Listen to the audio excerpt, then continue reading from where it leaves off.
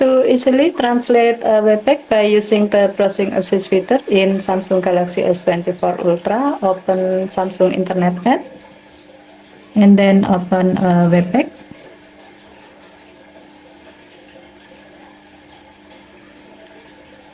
Now tap the three horizontal line icon at the bottom right corner of the screen. Tap browsing assist and then select translate to let your phone uses the AI to translate the currently open web page.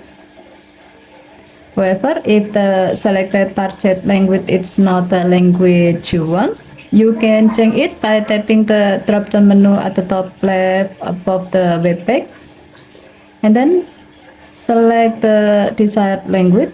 As the example, we will select French. You can see that your phone will translate the web page to the selected target language, in this case in French. As a note, for the moment, the translation feature only supports to 15 languages. If the language you like to use is not listed in the list, you can download it first by typing add languages and then follow the on-screen instruction.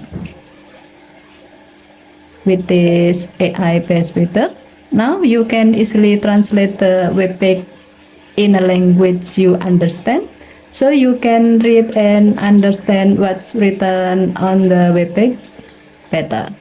Okay, thank you for watching. Have a nice day.